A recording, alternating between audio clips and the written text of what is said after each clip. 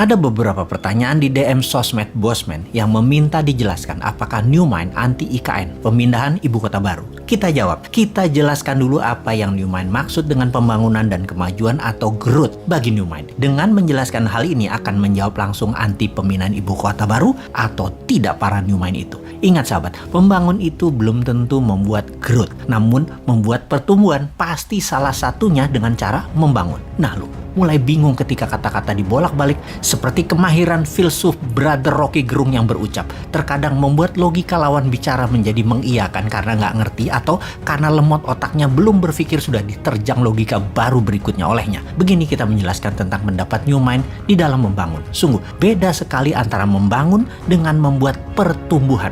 Kita tahu apa itu membangun, apa itu membuat pertumbuhan. Kita jelaskan. Benar, Indonesia saat ini terlihat banyak membangun infrastruktur. Ya, benar itu membangun. Namun jangan sahabat bilang bahwa membangun itu memajukan Indonesia. Belum tentu.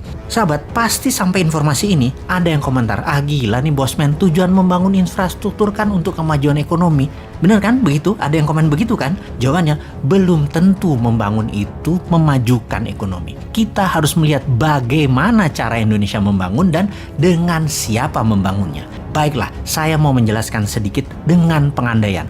Jika dalam rumah tangga, katakan kamu memiliki penghasilan 10 juta satu bulan, lalu kamu memutuskan membuat kamar tambahan dan ingin membeli satu kendaraan lagi atau satu mobil lagi untuk kebutuhan keluarga. Kamu menggunakan kartu kredit atau meminjam ke bank. Intinya kamu memakai uang orang lain. Apa yang kamu lakukan dengan pendapatan tetap kamu tadi? Kamu ternyata hanya bisa membayar cicilan yang 10 juta tadi. Pokoknya kamu tidak bisa bayar. Kamu berharap kamar tadi yang kamu sewakan, kosannya atau mobil tadi yang nanti akan diusahakan ke Grab Car Online misalnya, atau Car Online Transportation misalnya. Sepertinya rencana itu bagus bukan? Tetapi bisnis sekali lagi bukan matematis.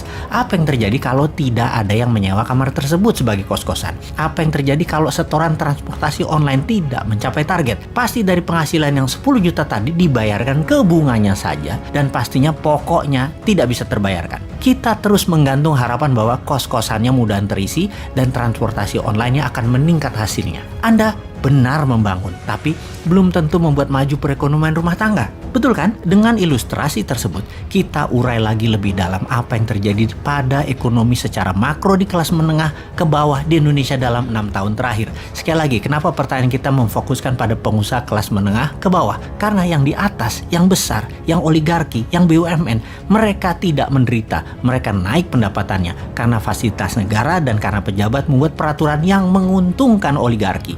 Maka kalau digabungkan, ekonominya jadi besar, jadi naik. Dan dengan menggabungkan ekonomi menengah dan kecil, sungguh jadi terlihat naik. Sekali lagi, jadi terlihat naik. Tapi kalau kita fokus pada ekonomi mikro, kelas menengah ke bawah, jomplang pada turun secara bernegara. Bayangkan dalam 7 tahun terakhir, angka pertumbuhan kredit turun begitu tajam di Indonesia. Ini membuat sulit bisnis berkembang dengan cepat. Bank biasanya belasan persen per tahun tumbuhnya dalam penyaluran kredit. Alias kalau tahun lalu 1 triliun bank kasih kredit, tahun ini harus naik 1,15 triliun. 1 triliun itu adalah pengandaian ya. Dan sejak tahun 2014, tumbuh kredit di Indonesia di tahun tersebut adalah 11,58%. Lalu tahun depannya, tahun 2015, tumbuhnya 10,44%. Mulai turun tuh. Di tahun 2016 tumbuh 7,87%. Di tahun 2017 tumbuhnya hanya 4,18%. Oke, baiknya saya nggak mau teruskan yang 2018, 2019, 2020, bahkan 2021. Asli, saya nggak mau teruskan. Malu. Sekarang kita gabungkan informasi dari awal hingga informasi terakhir yang barusan. Sungguh, keberhasilan membangun terbukti tidak menunjukkan kemajuan seperti apa yang dilakukan selama ini, yaitu membangun infrastruktur jalanan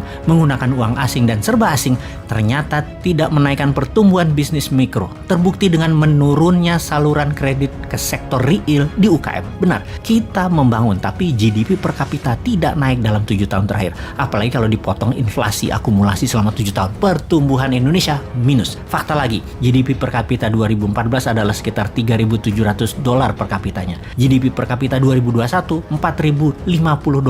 Dalam 6 tahun naik secara akumulasi sekitar 9%. Sementara total inflasi 2014 sampai 2021 adalah sekitar 14%. Ya kalau 14% dikurangi pertumbuhan yang 9%, ya minus pertumbuhan nasionalnya. Jadi kita pastikan bahwa membangun belum tentu memajukan atau menumbuhkan. Dan ini terbukti membangun infrastruktur dan terbukti tidak menumbuhkan GDP per kapita. Jadi yang New Mind anti sekali lagi bukan memindahkan ibu kotanya, bukan membangun ibu kota barunya, bukan membangunnya sekali lagi. Namun kalau melihat cara membangunnya dan dengan siapa membangunnya, maka dapat dipastikan secara ekonomi makro dan mikro, pertumbuhan yang dirasakan ke masyarakat penduduk Indonesia ke depannya pasti hasilnya akan sama, yaitu tidak menumbuhkan apa-apa. Jadi tantangan New Mind dilontarkan ke tim IKM adalah buktikan uang 1.000 triliun rupiah yang akan digelontorkan dalam 5 tahun ke depan membangun IKN akan menumbuhkan GDP per kapita Indonesia ke $10.000 per tahunnya. Lalu kalau New Mind sekarang ditanya,